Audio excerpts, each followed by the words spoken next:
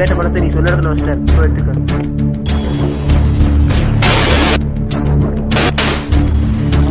நீ என் உயிரை எடுக்கணும்னு நினைச்ச ஆண்டனி, ஆனா நான் உன் பணத்தை எடுத்துட்டேன்.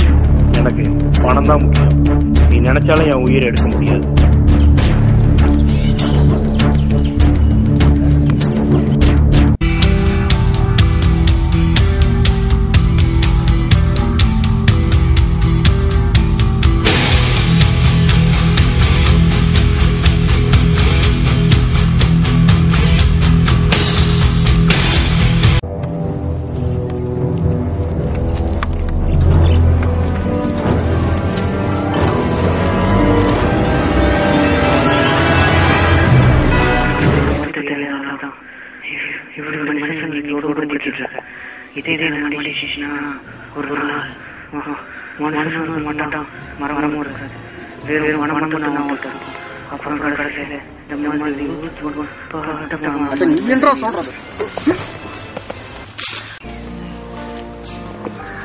அப்பா ஏன்னா இப்படி இருக்காரோ தெரியல.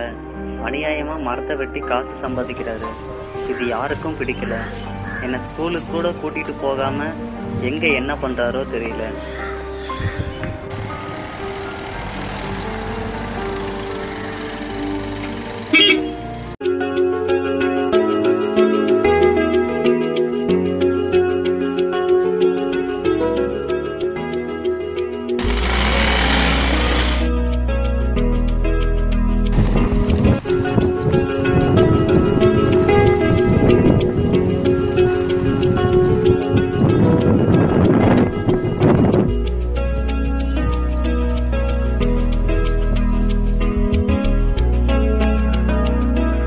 இந்த கிஃப்ட் வேணாங்கப்பா. நீங்க மரத்தை வெட்டி சம்பாதிச்சு என்னை வளர்க்கறதுக்காகவும் என்னை சந்தோஷப்படுத்துறதுக்காகவும் நீங்க வாங்கி தர எந்த பொருளும் எனக்கு வேணாம். உங்க அன்பும் பாசமும் இருந்தா அது மட்டும் போதுங்கப்பா. இதெல்லாம் நான் யாருக்காக சம்பாதிக்கிறேன்? இப்படி மரத்தை வெட்டி நிறைய சம்பாதிச்சா தான் உன்னை சந்தோஷமா வச்சுக்க முடியும். உனக்கு உங்க அம்மா இல்லாத குறைய பணத்தை சம்பாதிச்சானு தீர்க்க முடியும். அதையே நீ புரிஞ்சுக்க மாட்டேங்கிற. உனக்கு தாண்டா இத்தனையும் ஓடி ஓடி செய்யற. இந்த வச்சுக்கோ. அம்மா இருந்திருந்தா நீங்க மரத்தை வெட்டி சம்பாதிக்கிற பணத்தை தொட்டு கூட பார்த்துருக்க மாட்டாங்க. நீங்க மரத்தை வெட்டி மேலும் மேலும் பாவத்தை சுமக்கிறீங்க.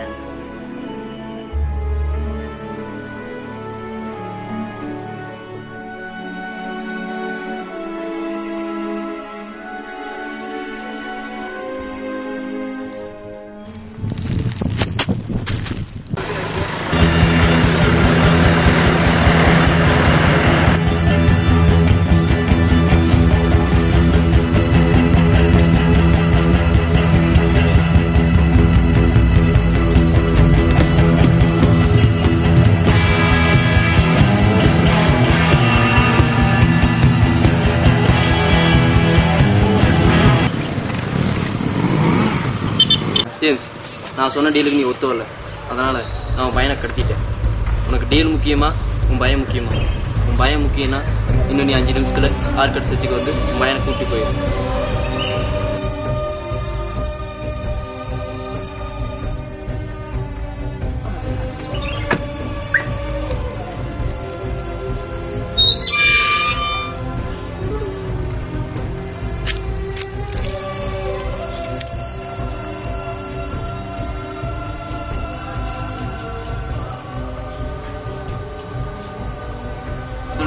நீ சொன்ன மாதிரி நான் ஆர்காட் சர்ச்சுக்கு வந்துட்டேன். என் பையன் காப்பாத்துறதுக்கு உன்ன மாதிரி நான் ஒன்றும் பர்ஃபெக்ட் போலீஸ் ஆஃபீஸர் இல்லை.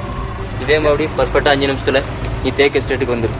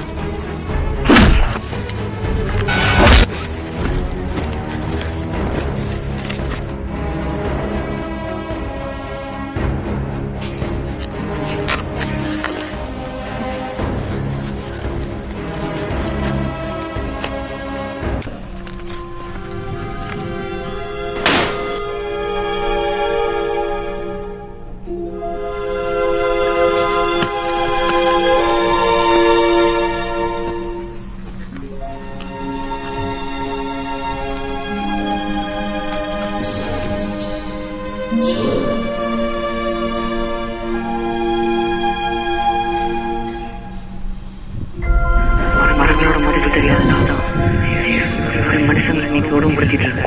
இதே நடமாடிச்சுன்னா ஒரு நாள் மனுஷனும் இருக்க மாட்டான், மரமும் இருக்காது, வெறும் பணம் மட்டும்தான் அவன்கிட்ட இருக்கும். அப்புறம் கடைசியில இந்த மாதிரி மரம் மாதிரி மட்டும் தான் நீ இருப்ப.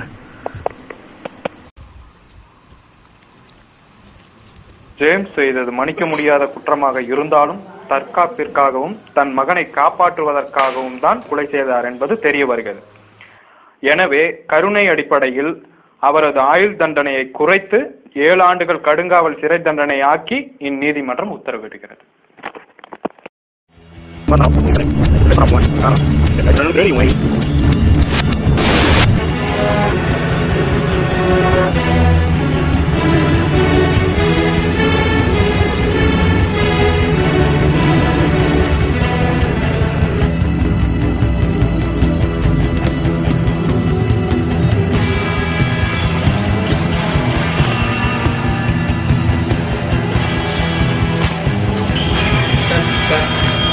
எஸ்எம் காலேஜிலிருந்து வரோம்.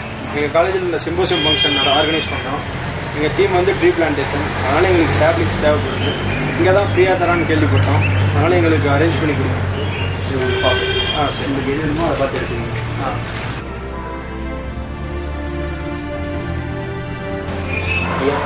இந்த எஸ்எம் காலேஜிலேருந்து வந்திருக்காங்க. ஃப்ரீ சாம்பிள்ஸ் கொடுத்துருந்தாங்க. வாங்க, ஃப்ரீயாக போய் கொடுக்க சொல்லிட்டாரு. தம்பி, உங்களுக்கு தேவையான மரங்கள் எல்லாத்தையும் வண்டியில் ஏற்றியாச்சு, நீங்கள் எடுத்துக்கணும். நாங்கள் வேணா அவர் நன்றி சொல்லிட்டோம். இல்லைப்பா, அவர் மனுஷங்கள்லாம் பேசுறதே இல்லை. இப்போ கூட பாருங்க, காவல் நீங்கிட்ட தான் பேசிட்டு இருக்காரு.